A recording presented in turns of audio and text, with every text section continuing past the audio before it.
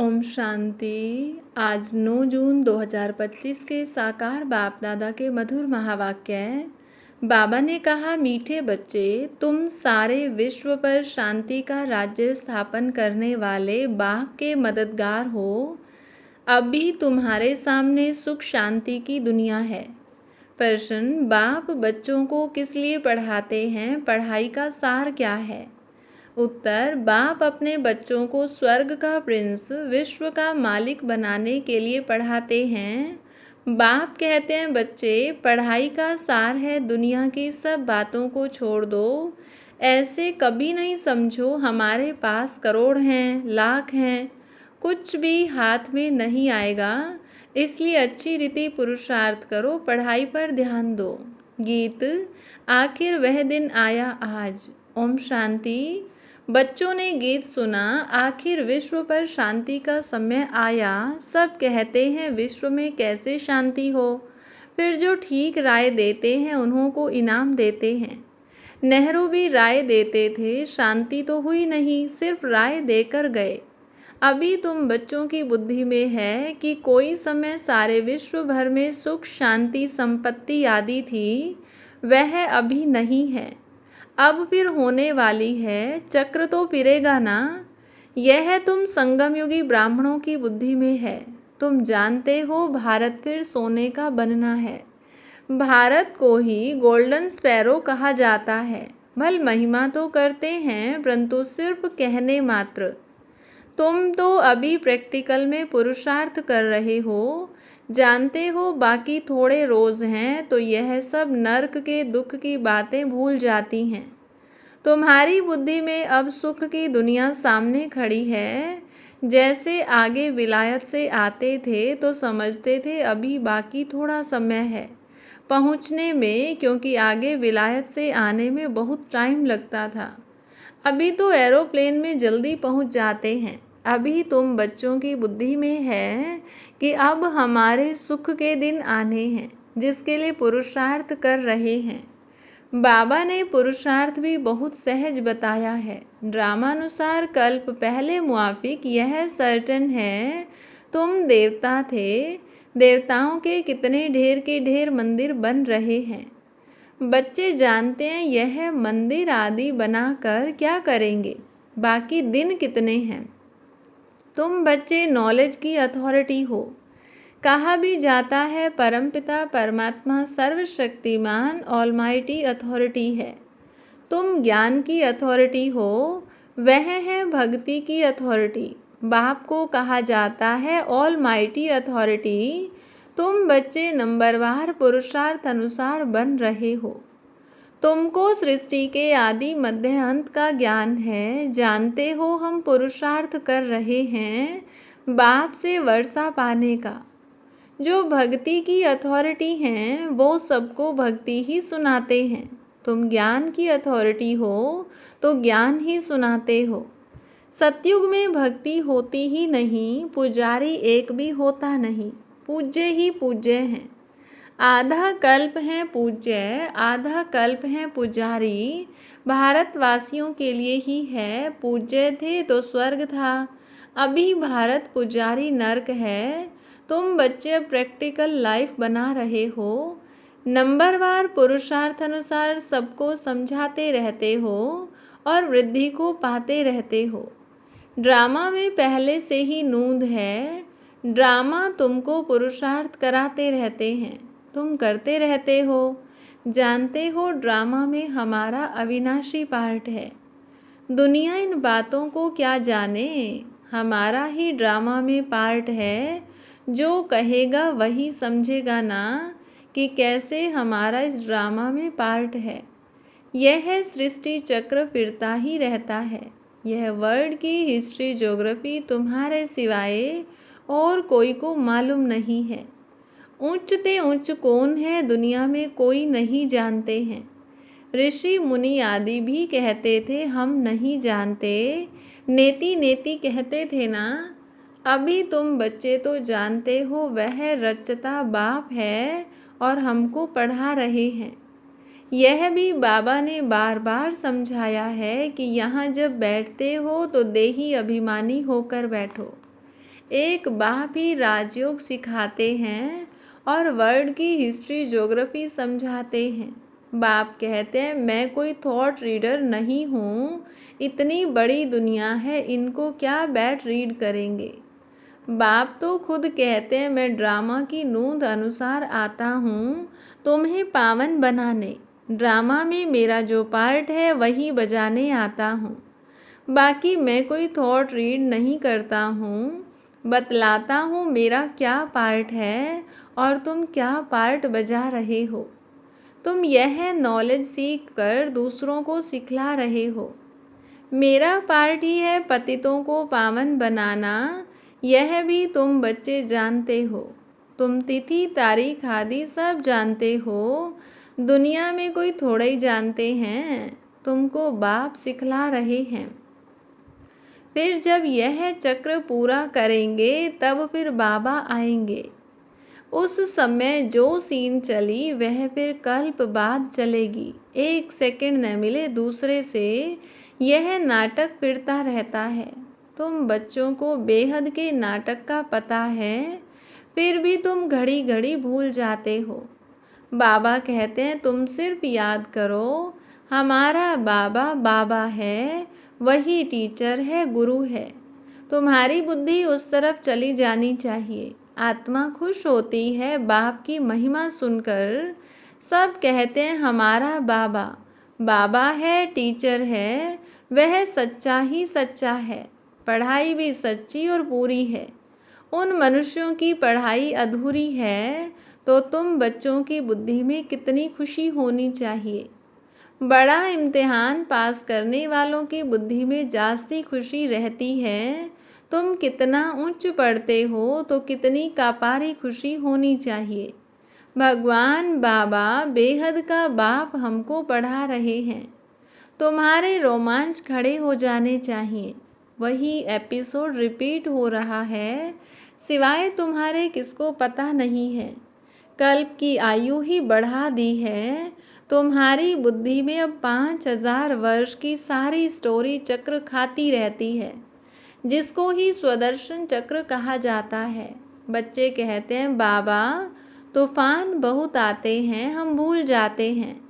बाबा कहते हैं तुम किसको भूल जाते हो। बाप जो तुमको डबल सिरताज विश्व का मालिक बनाते हैं, उनको तुम कैसे भूलते हो। दूसरे किसको नहीं भूलते हो। स्त्री, बाल बच्चे, चाचा, मामा, मित्र, संबंधी आदि सब याद हैं। बाकी इस बात को तुम भूलते क्यों हो। तुम्हारी युद्ध इस याद में है। जितना हो सके याद करना है। बच्चों को अपनी उन्नति के लिए सवेरे सवेरे उठ बाप की याद में सैर करनी है। तुम छतों पर व बाहर ठंडी हवा में चले जाओ। यहाँ ही आकर बैठना कोई ज़रूरी नहीं है, बाहर भी जा सकते हो। सवेरे के टाइम कोई डर आदि की बात नहीं रहती है। बाहर में जाकर पैदल करो, आपस में यही बातें करते रहो, देखें कौन बाबा को जास्ती याद करते हैं। फिर बताना चाहिए कितना समय हमने याद किया, बाकी समय हमारी बुद्धि कहाँ कहाँ गई। इसको कहा जाता है 1-2 में उन्नति को पाना। नोट करो कितना समय बाप को याद किया। बाबा की जो प्रैक्टिस है वह बतलाते हैं। याद में तुम 1 घंटा पैदल करो तो भी टांगे थकेंगी नहीं। याद से तुम्हारे कितने पाप कट जाएंगे। चक्र को तो तुम जानते हो। रात दिन तुमको अब यही बुद्धि में है कि हम अभी घर जाते हैं, पुरुषार्थ करते हो। कलयुगी मनुष्यों को जरा भी पता नहीं है। मुक्ति के लिए कितनी भक्ति करते रहते हैं। अनेक मतें हैं, तुम ब्राह्मणों की है ही एक मत। जो ब्राह्मण बनते हैं उन सब की है श्रीमत। तुम बाप की श्रीमत से देवता बनते हो। देवताओं की कोई श्रीमत नहीं है। श्रीमत अभी ही तुम ब्राह्मणों को मिलती है। भगवान है ही निराकार जो तुमको राजयोग सिखलाते हैं, जिससे तुम अपना राज्य भाग्य ले कितना उच्च विश्व का मालिक बनते हो। भक्ति मार्ग के वेद शास्त्र आदि कितने ढेर के ढेर हैं। परंतु काम की सिर्फ एक गीता ही है। भगवान आकर राजयोग सिखलाते हैं, उनको ही गीता कहा जाता है। अभी तुम बाप से पढ़ते हो, जिससे स्वर्ग का राज्य पाते हो। जिसने पढ़ा उसने लिया, ड्रामा में पार्ट है ना। ज्ञान सुनाने वाला ज्ञान सागर एक ही बाप है। वह ड्रामा प्लान अनुसार कलयुग के अंत सतयुग के आदि के संगम पर ही आते हैं। कोई भी बात में मूंझो नहीं, बाप इसमें आकर पढ़ाते हैं और कोई भी पढ़ा न सके। यह दादा भी आगे कोई से पढ़ा हुआ होता तो और भी बहुत उनसे पढ़े हुए होते। बाप तो कहते हैं इन गुरुओं आदि सबका उद्धार करने में आता हूँ। अभी तुम बच्चों की एम ऑब्जेक्ट सामने खड़ी है, हम यह बनते हैं। यह है ही नर से नारायण बनने की सत्य कथा। इनकी फिर भक्ति मार्ग में महिमा चलती है, भक्ति मार्ग की रस्म चलती आती है। अभी यह रावण राज्य पूरा होना है। अभी तुम दशहरा आदि में थोड़े ही जाएंगे। तुम तो समझाएंगे यह क्या करते हो, यह तो बेबीज का काम है ना। बड़े बड़े आदमी देखने जाते हैं रावण को कैसे जलाते हैं। यह है कौन, कोई बता न सके। रावण राज्य है ना। दशहरे आदि में कितनी खुशी मनाते हैं, जिसमें रावण को जलाते आते हैं। दुख भी चला आता है, कुछ भी समझ नहीं है।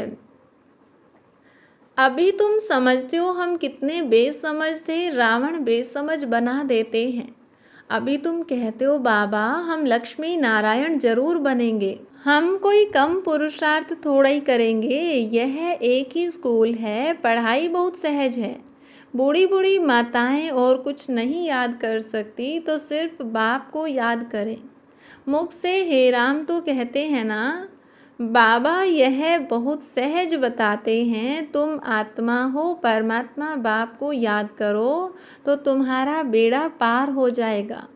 कहाँ चले जाएंगे, शांति धाम सुख धाम।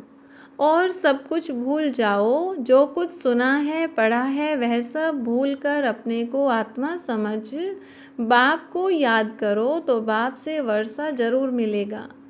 बाप की याद से ही पाप कट जाते हैं, कितना सहज है। कहते भी हैं भ्रिकुटी के बीच चमकता है सितारा, तो जरूर इतनी छोटी आत्मा होगी ना। डॉक्टर लोग बहुत कोशिश करते हैं आत्मा को देखने की, परंतु वह बहुत सूक्ष्म है, हठ आदि से कोई देख न सके। बाप भी ऐसे ही बिंदी है। कहते हैं जैसे तुम साधारण हो हम भी साधारण बन तुमको पढ़ाता हूँ। किसको क्या पता कि इन्हों को भगवान कैसे पढ़ाते होंगे। श्री कृष्ण पढ़ाते तो सारे अमेरिका जापान आदि सब तरफ से आ जाएं, उनमें इतनी कशिश है। श्री कृष्ण के साथ प्यार तो सबका है ना। अभी तो तुम बच्चे जानते हो हम सो बन रहे हैं।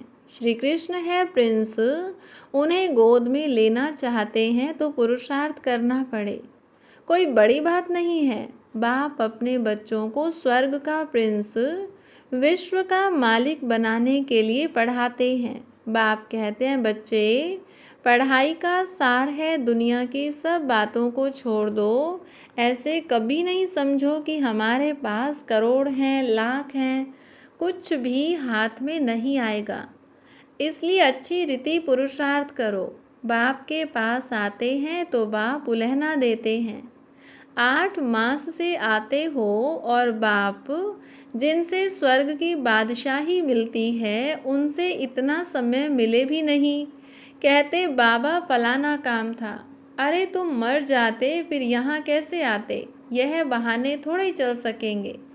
बाप राजयोग सिखा रहे हैं और तुम सीखते नहीं। जिसने बहुत भक्ति की होगी उनको 7 रोज तो क्या 1 सेकंड में भी तीर लग जाए, सेकंड में विश्व का मालिक बन सकते हैं। यह खुद अनुभवी बैठा है। विनाश देखा, चतुर्भुज रूप देखा, बस समझने लगा हो हम विश्व के मालिक बनते हैं। साक्षात्कार हुआ, उमंग आया और सब कुछ छोड़ दिया। यहाँ तुम बच्चों को मालूम पड़ा बाप आए हैं विश्व की बादशाही देने। बाप पूछते हैं निश्चय कब हुआ, तो कहते हैं 8 मास। बाबा ने समझाया है मूल बात है याद और ज्ञान, बाकी तो दीदार कोई काम का नहीं। बाप को पहचान लिया तो फिर पढ़ना शुरू करो, तो तुम भी यह बन जाएंगे। पॉइंट्स मिलती हैं जो कोई को भी समझा सकते हो। बहुत मिठास से समझाओ। शिव बाबा जो पतित पावन हैं, कहते हैं मुझे याद करो तो पावन बन पावन दुनिया का मालिक बन जाएंगे।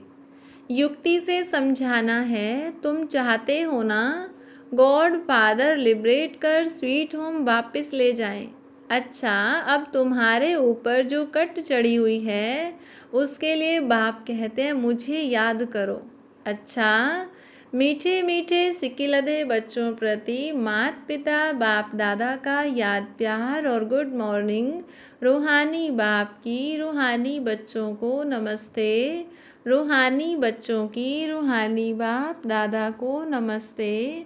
धारणा के लिए मुख्य सार। पहली पॉइंट, सवेरे सवेरे उठ पैदल करते बाप को याद करो।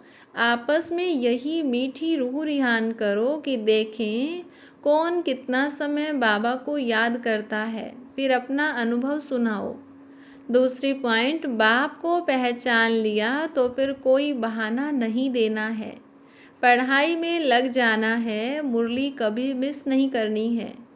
वरदान, सर्व के गुण देखते हुए स्वयं में बाप के गुणों को धारण करने वाले गुण मूर्त भव। संगम युग पर जो बच्चे गुणों की माला धारण करते हैं वही विजय माला में आते हैं। इसलिए होली हंस बन सर्व के गुणों को देखो और एक बाप के गुणों को स्वयं में धारण करो। यह गुणमाला सभी के गले में पड़ी हुई हो। जो जितने बाप के गुण स्वयं में धारण करते हैं उनके गले में उतनी बड़ी माला पड़ती है। गुणमाला को सिमरन करने से स्वयं भी गुणमूर्त बन जाते हैं। इसी की यादगार में देवताओं और शक्तियों के गले में माला दिखाते हैं। स्लोगन, साक्षीपन की स्थिति ही यथार्थ निर्णय का तख्त है।